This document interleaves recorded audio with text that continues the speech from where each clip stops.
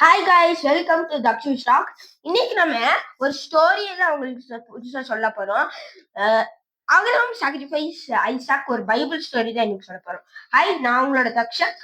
Hi, நான் உங்களோட ஸ்ரீயா. வாங்க வீடியோக்குள்ள போலாம். Abraham sacrifice Isaac.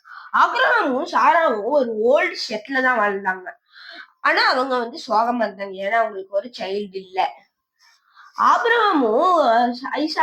ஆபிரகாமும் அவங்களோட ஒய்ஃபும் ரொம்ப டீப்லி பிலீவ்ட் இன் காடா இருந்தாங்க. அப்புறம் ஒரு நாள் வந்துட்டு அவங்களுக்கு வந்துட்டு ஒரு சன் வந்தாங்க. அவங்க வந்து அந்த சன் பேர் வந்துட்டு ஐசாக்னு பேர் வச்சாங்க. ஐசாக் நல்லா வளர்ந்தான்.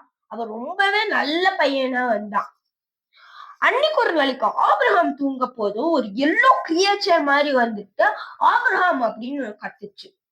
ஆபிரகாம் ரொம்ப ஷாக்கா, யார் நீ அப்படின்னு கேட்டான். அப்புறம் அந்த காட் வந்து நான் தான் காடுன்னு சொன்னாங்க. அப்புறம் அப்ரஹாம் வந்து சரி, நான் சொல்லிக்கிறேன். ஆபிரகாம் வந்து ரொம்பவே ஷாக்ல இருந்தான். உடனே காட் சொன்னாங்க, நான் ஒரு மவுண்டைன் சொல்றேன், அங்க போய் நீ வந்து சன்னை சாக்ரிஃபைஸ் பண்ணு அப்படின்ட்டு. காட் வந்து மவுண்டைனை பத்தி ஃபுல்லா சொல்லிட்டாரு. அவரு போயிட்டாரு, டிசப்பியர் ஆயிட்டாரு. ஆபிரகாம் வந்து ரொம்பவே டென்ஷன்ல இருந்து அவனால தூங்கவே இல்லை. அடுத்த நாள் வந்துட்டு அப்ரஹாம் வந்துட்டு ஐசாக் கிட்ட கேட்டாங்க, நான் வந்துட்டு இப்ப எனக்கு மவுண்டன்ல வந்துட்டு எனக்கு ஒரு ஒர்க் இருக்கு, அதனால நான் போகணும், நீயும் என் கூட வரியான்னு அப்புறம் அப்ரஹாம் வந்துட்டு ஐசாக் கிட்ட கேட்டாரு. இது ரொம்பவே பெரிய ஜேர்னி. இது 1 hour ஆச்சும் இங்க இருந்து மவுண்டைன் போறதுக்கு எடுத்துரும். அதனால அவங்க சாப்பாடு, டவல், அப்புறம் வாட்டர் கேன், அப்புறம் ஃபயர் லாகும் அவங்க கூட ஒரு டாங்கியை கொண்டு வந்தாங்க. அவங்க போயிட்டு இருக்க போதும் ஐசாக் கேட்டான், அப்பா என்ன வேலைக்காக இப்ப நம்ம மவுண்டனுக்கு போயிட்டு இருக்கோம் அப்படின்ட்டு. உடனே ஆபிரகாம் சொன்னாரு, நம்ம பாத்தீங்கன்னா வந்து ஒரு சாக்ரிஃபைஸுக்கு போறோம் அப்படின்னு சொன்னாங்க. உடனே ஐசாக் கேட்டான், அதுக்கா இவ்வளவு தூரம் போறோம்ட்டு. உடனே ஆபிரகாம் சொன்னாரு, காடு வந்து நம்மளுக்கு பண்ண சொல்லிட்டாரு, என்ன காடு சொல்றதுதான் நம்ம மதிக்க முடியும், காடாலதான் நீயே எனக்கு பிறந்திருக்க அப்படின்னு ஆபிரகாம் சொன்னாரு.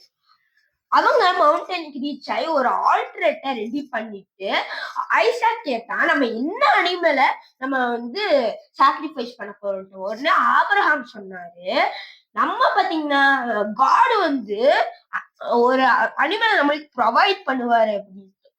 ஆபிரகாம் வந்து என்ன அனிமல்னு கேட்டோன்னு உடனே வந்து அப்புறம் வாங்க சாக்ரிஃபைஸ் பண்ணலான்ட்டு ஆபிரகாம் சொன்னோடனே அவரு வந்து ஐசாக்கோட கைய கட்டிட்டுவாரு.